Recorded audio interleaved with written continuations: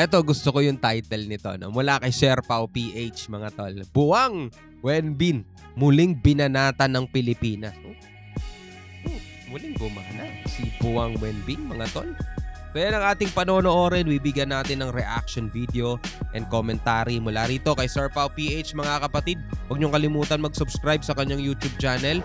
Yan. At syempre, huwag niyong kakalimutan i-like yung kanyang video. At kung bago ka pa lamang dito at gusto mo yung mga ganitong klaseng commentary sa iba't ibang mga balita, partikular, madalas natin binibigyan ng reaction video is about West Philippine Sea, mga kapatid.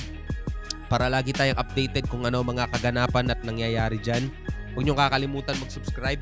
Click nyo na rin ang notification bell. Huwag na natin patagalin pa. Total, wala na rin naman tayong hinihintay na. Panoorin natin to.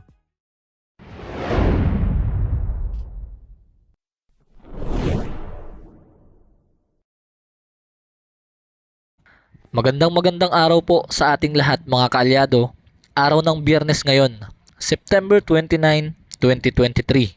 Weekend na naman bukas. Advance happy weekend po sa ating lahat. At ngayong araw, meron na naman tayong bagong pag-uusapan tungkol pa rin sa West Philippine Sea. Hanggat hindi natatapos, mga kaalyado, ang kaguluhan sa West Philippine Sea nang dahil sa China, ay hindi rin tayo titigil sa pag-criticize sa kanilang bansa. Kung matatandaan nyo, mga kaalyado, sa nakaraang upload natin, merong banta itong buwang na spokesperson ng China na si Wang Wenbin sa Pilipinas na wag nang dagdagan pa ng ating bansa ang kaguluhan sa West Philippine Sea. Matapos nga pong tanggalin ng ating mga Philippine Coast Guard ang floating barriers na nilagay nila sa Bajo de Masinloc. Yan ha. Naaalala ninyo itong naging banta ng China dati. China warns PH not to stir up trouble, diba? Over Scarborough Shoal. Dahil nga ipinag-utos ng ating presidente na tanggalin yung floating barrier na inilagay nila, no? Tatandaan niyo yan. At tahasan ding inamin, mga kaalyado, nitong si Wang Wenbin na ang intensyon nila sa paglagay ng mga floating barriers sa Bajo de Masinloc ay upang mapigilan ang ating mga mangingisdang Pilipino na makapasok sa Scarborough Shoal na inaangkin nila. At tingnan nyo, nakalagay dito, we advise the Philippines not to provoke or stir up trouble. At bakit daw nila nilagay yon? Para mapigilan yung ating mga barko na makapasok doon. At dahil daw walang pahintulot yung BFAR nga ba yun, diba? Na pumasok doon, mga tol, kaya naglagay sila ng floating barrier, no?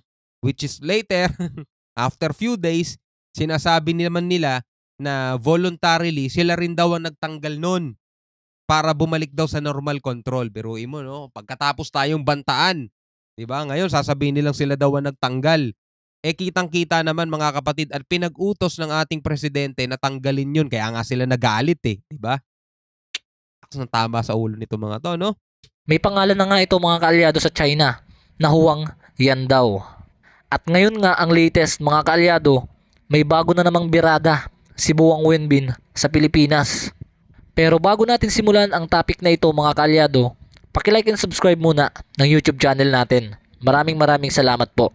At simulan na nga natin ito, mga kababayan. Ipapaliwanag ko sa inyo ng mas malinaw. Sabi dito, China spokesperson Max Philippines removal of shoal barrier as self-amusement. Biruin niyo yun?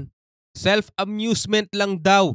No? Kumbaga, minakpa nila tayo yung pagtanggal daw natin sa barrier doon sa shoal. Self-amusement lang daw, sabing ganon. Tapos kaya sasabihin nila sila daw nagtanggal. Self-amusement din nila yon, no? So ang ibig sabihin po nito, mga kaalyado, ay kinukutya nitong si Wang Wenbin na ang pagtanggal ng Pilipinas sa mga floating barriers nila sa Scarborough Shoal ay parang paglilibang lamang or self-amusement. So napaka-irrelevant at mahinang argumento ito para sabihin sa isang bansa na katulad ng Pilipinas na ang nais lamang ay mabawi ang mga karapatan sa teritoryo na pilit nilang inaangkin.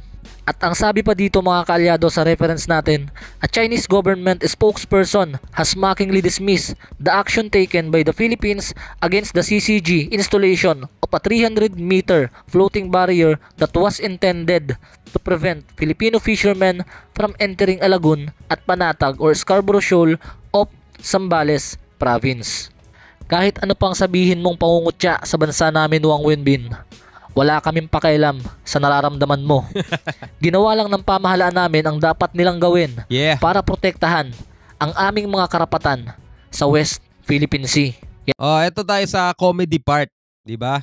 Magkatapos tayo bantaan na wag daw tayo mag-provoke and stir up trouble, magkatapos tayong kotsain na yung pagtanggal daw ng Pilipinas sa floating barrier ng China self-amusement lang, 'di ba? After few days, sasabihin nila, ito yung pinakita ko na to sa ibang reaction natin Pero tingnan nyo naman. South China Sea. South China Morning Post Beijing says it removes sea barrier voluntarily despite Manila's claim special operation cut cordon. Ay my goodness talaga naman. Chinese Coast Guard spokesman insists it took the initiative to retrieve the blocking facilities and resume normal control. Na-retrieve talaga nila. Kasi pagkatapos natin putulin yan, hinayaan na lang natin yan. Basta mahalaga, pinutol natin yan.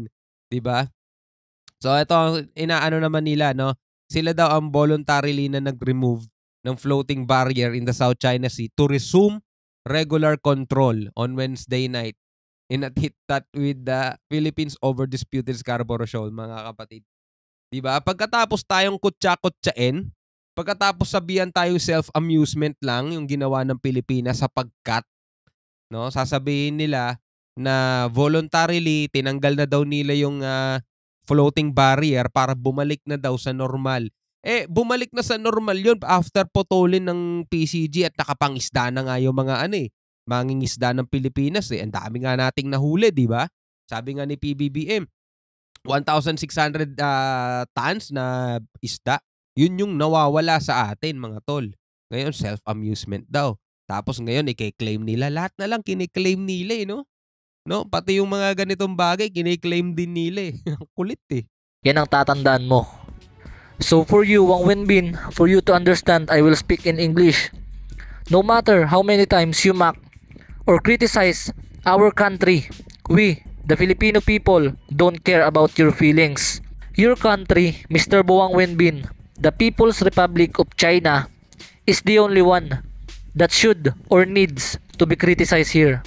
Because that territory, Mr. Boang Wenbin, that your country have been claiming is legally part of our exclusive economic zone based on international law and the arbitral ruling awarded to the Philippines way back 2016. So napa-English tayo dito, mga kaalyado. Pagpasensyahan nyo na yung grammar at diction natin. Nice one. Ang gusto ko lang naman kung sakaling mapanood to ni Boang Wenbin, at least maintindihan niya yung pinagsasabi ko dito.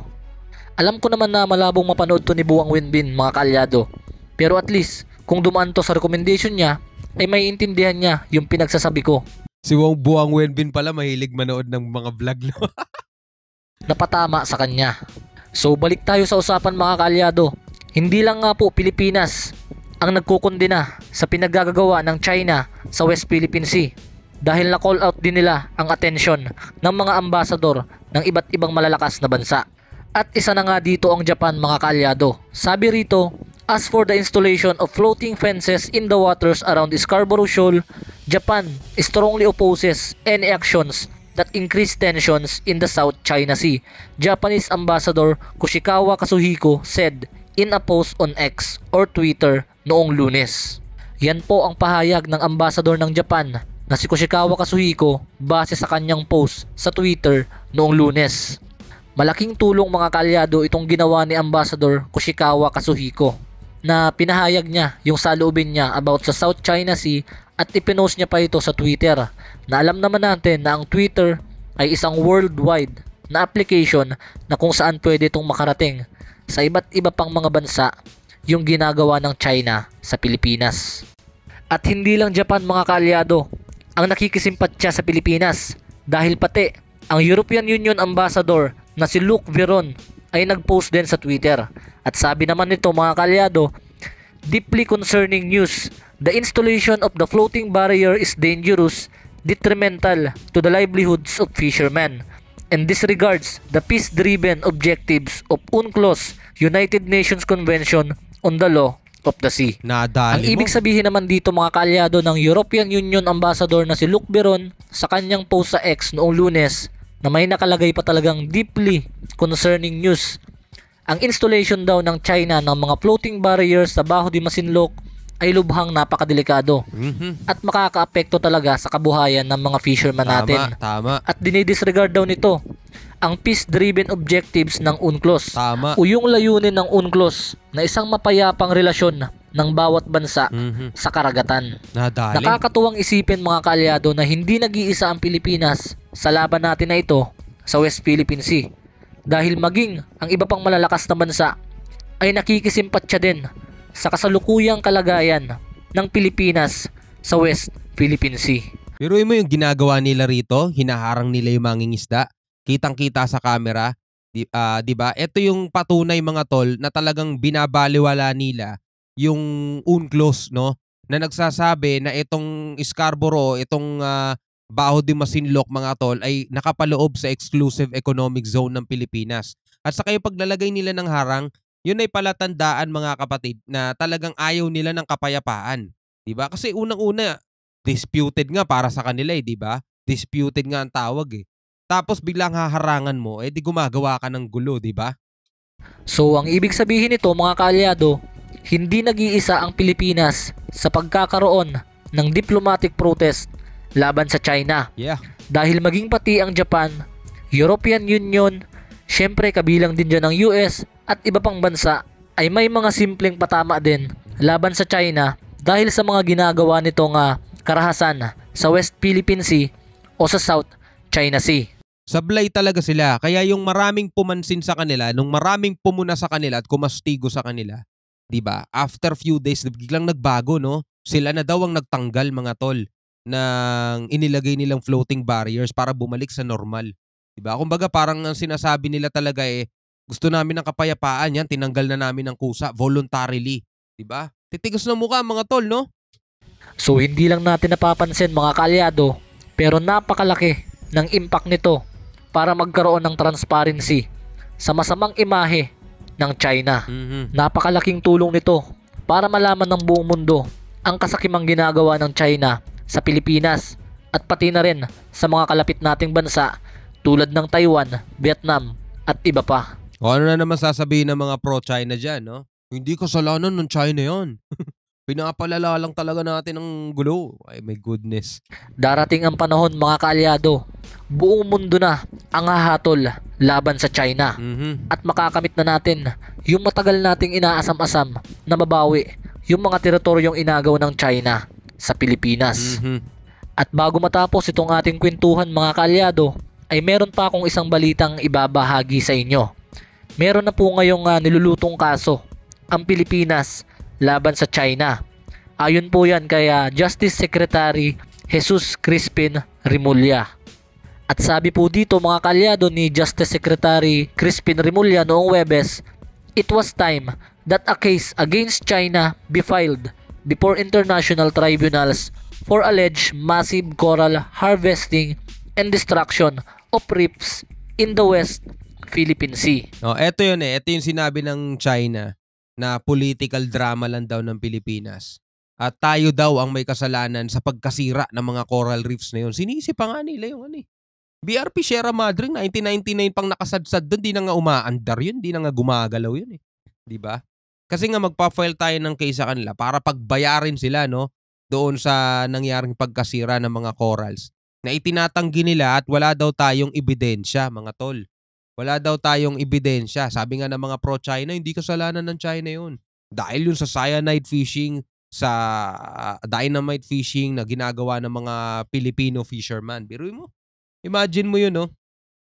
At kasalanan pa daw ng PCG. Dahil tayo daw nagre-regulate. Biruin mo, yung mga China fishing vessel, mga militia fishing vessel nila, ang nagsoswarm dyan, namamalagi dyan, kitang-kita naman sa camera, di ba? Ayaw nga nilang palapitin yung mga mangingisdang Pilipino, tinaharang nga nila kitang-kita din sa camera mga tol. Tapos, dynamite fishing, di sana pinag-aaresto nila yan. Sana pinaguhuli nila yan kung may dynamite fishing talaga. So makikita mo talaga kung paano nila itinatanggi, no? makikita mo talaga kung paano nila binabaliktad yung istorya sa lahat ng aspeto mga tol eh. Kahit yung pagtanggal ng floating barrier na inilagay nila, binabaliktad ngayon nila. Sila na ngayon yung mabait, sila na ngayon yung bida. Sila yung voluntarily na nagtanggal nun mga tol. Makikita mo talaga mga tol. Tapos gusto nung ilang senador na malapit yung puso natin. Hindi natin sila kaaway mga tol. Hindi natin sila kaaway as yung lahi nila sa lahing Pilipino, no. Talagang bilang isang Pilipino, sabi nga ni Senator Robin Padilla, siya na mismo nagsabi nito eh. Dapat daw ano tayo eh. Parang silapu-lapu daw eh, di ba? Nanindigan. Ganun talaga tayo mga tol. Pinapanindigan natin 'yan. Eh sino bang sino bang hindi na nagsasabing utang na loob natin to sa China, di ba? Nung giyera sa Marawi, China lang ang nagbigay sa atin. Huwag niyong kakalimutan, may utang na loob tayo sa China. Sino man nagsasabi na 65% ng mga Pilipino may dugon Chinoy, dapat maging proud ka doon. O sino man may sabing hindi kasalanan ng China yung pagtatayo ng mga island dyan sa Spratly sa Scarborough. Kasalanan niya ng mga politikong ganid. Sino ba nagsasabi nun? Tapos sino rin yung nagsasabing kailangan ng mga Pilipino maging pusong lapu-lapu. Eh, di ba? Parang contradiction din sa nagsasabi nun eh, di ba? So yun mga kapatid, bilang isang Pilipino, ano ang masasabi mo dito sa videong napanood natin? Comment ka sa baba, pag-usapan natin yan sa comment section. Hanggang sa muli, ako nga pala si Shobal D. Peace out.